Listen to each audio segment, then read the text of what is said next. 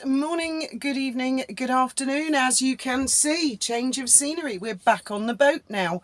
And all this behind me is an enormous wardrobe. And what I'm going to do this year is do like all carpentry. And I'll do videos while I'm chatting to you guys. Oh, there's so much I want to talk to you guys about today.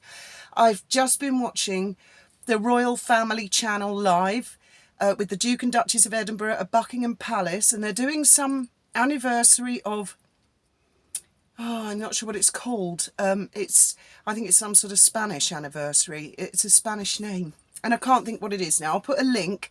I think it is the genuine Royal Family Channel, because it's the one they've got a link to from the Royal website, and they're inside the gates of Buckingham Palace, so they're obviously officially allowed. And also the crowds, so many crowds outside Buckingham Palace. Royal family, more popular than ever. Oh, and all the bands playing and the music. Oh, Meghan, eat your heart out. Could have been you, but no, you were complained. Now, what I want to talk to you about is that the downfall of the sugars, really, as I see it, is happening. God, I really wouldn't like to be in any of their shoes at the moment. And obviously you all know that me, my family, Trevor, Wally, and a whole ton of other YouTubers have had issues with a particular troll account, as you can see from my last video. I mean, really, my temper snapped there. That was the one and only conversation I ever had with that guy offline, you know, as he says. And I thought I was really nice to him. I thought I was really patient with him under any circumstances, actually. I mean, he's there complaining. And then I see he's done video after video after video after video with other people where he says he's been tormented for a year by me, my husband, my daughter, by Trevor. Oh, what a load of nonsense. Absolute nonsense, if you'll pardon the pun. And those were the only messages I ever sent him. That was it. And do you know, I've sat on those messages for over a year, and I've listened to other YouTubers bleat on and say, oh, poor guy, he's been bullied, he's been harassed. And I've thought, oh, if only you saw. That is the only communication I've had with that guy. And that wasn't good enough for him. And as soon as I'd finished those messages, he went on a live the next week, and he blamed me and Wally and said we were doing I don't know what behind the scenes. Anyway, my reason for broaching that subject is, it got me onto the subject of people who have delusions. And I was thinking about Meghan, and you know I've said this often before. I do wonder if she doesn't see the world in the same way that we do. So I found this website. I mean, it was just a quick search. Delusional personalities. Now, it was fascinating, and somebody on X has assured me that they have a great experience, and I'm looking forward to getting a message from them about this subject.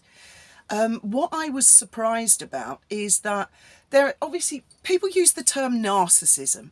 I think it's just flung out there too much. I think it's too general, and we all have narcissistic tendencies, all of us, and apparently that's quite normal and healthy. It's when it gets out of hand. But I was very interested in this because people with delusions, there are different categories, or some of them are mixed. Sometimes people have delusions of grandiosity. They believe that they are far more important than they are. Sound like anyone we know? Well, give the girl a break. I mean, she did marry into the British royal family. That is a high thing. But she thought she was higher than the British royal family, from what I can see. So delusions of grandeur, and apparently people with delusional personality disorders come across as really quite normal.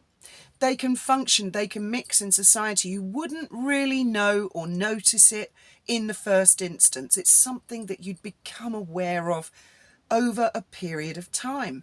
Other delusions are that they think that famous people are sending them secret messages when they speak on TV. Another one is they genuinely believe they are under attack all the time. They are a perpetual victim. They believe that when somebody says something, it's aimed at them.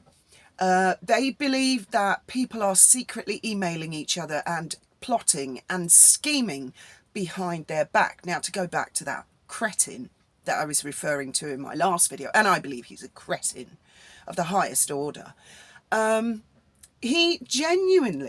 think he genuinely in his own mind believes that he is so important that while Graham was undergoing treatment for cancer, that our first thoughts were him.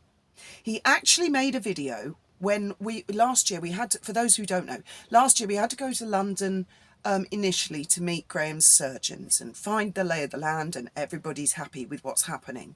So it was just for a couple of days, and then we came back. And he actually made a video and said that while we were in London, he wasn't being trolled, because he keeps claiming we are trolling him. Do I strike you as a sort of person who's got a problem to just come out and say, I think you're an idiot, I think you're a cretin, I've got a problem with you? Do I need to hide behind a troll account? Really? I don't think so.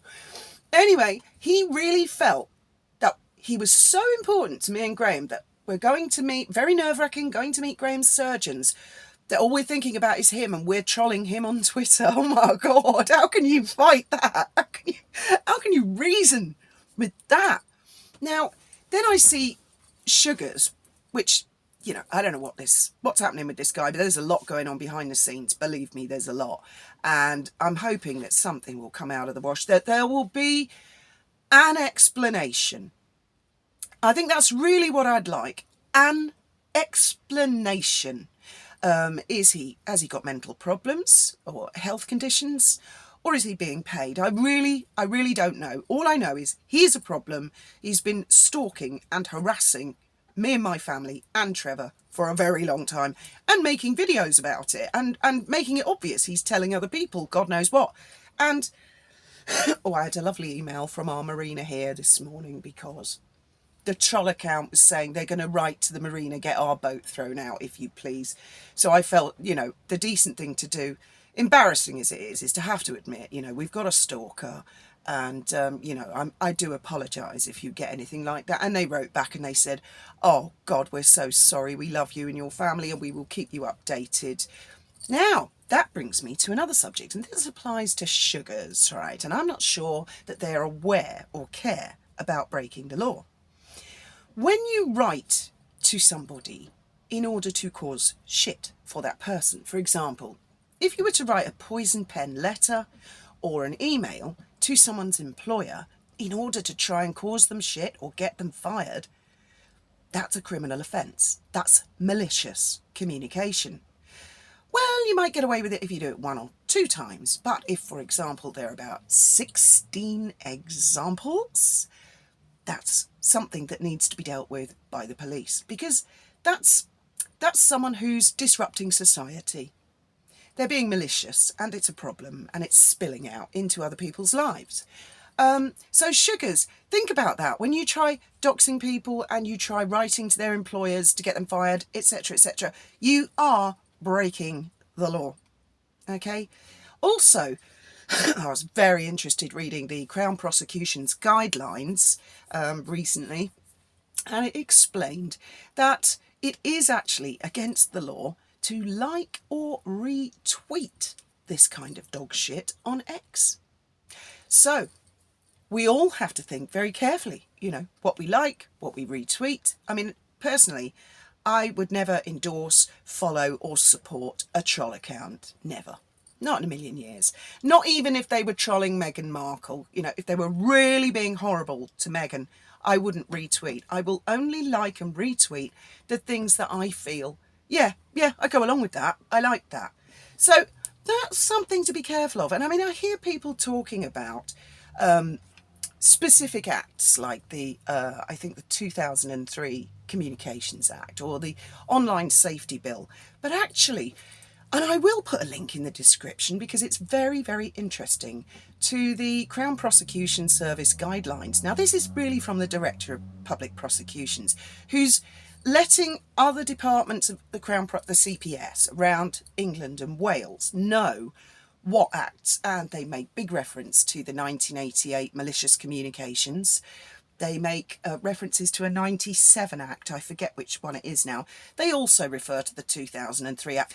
But they give examples, they give case law, and they explain, you know, how each prosecution department should approach and go about it.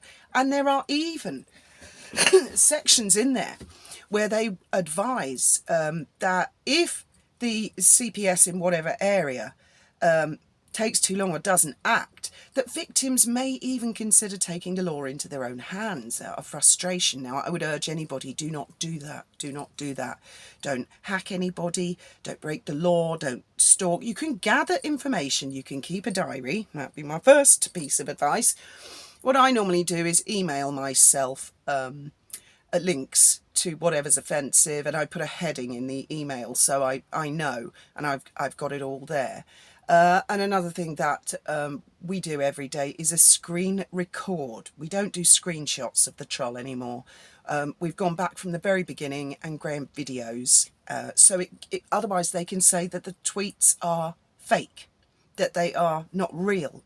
Initially, I was taking a screenshot, including the URL, which is specific to the time and date of the tweet. But now Graham's quite right. He scrolls and it's much quicker. And he has got 12 hours now of tweets. So you too can do that if you've got a sugar on your case.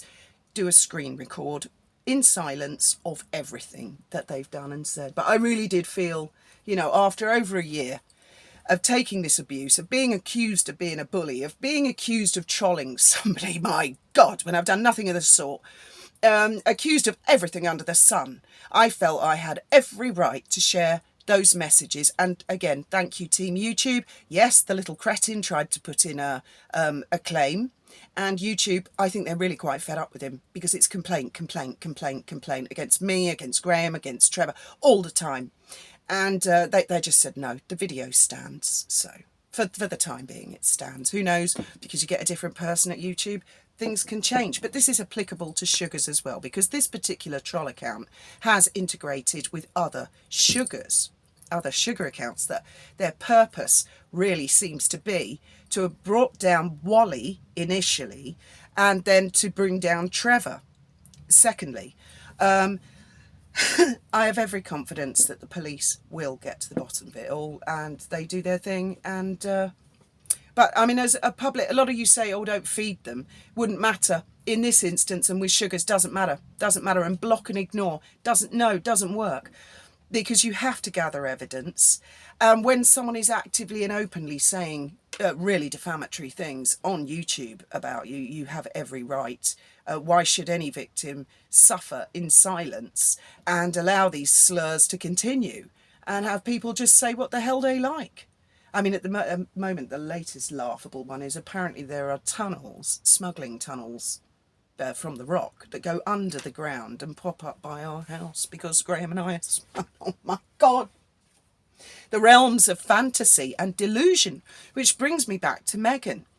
Well, I mean, really, all this weirdness is ever since she married into the family.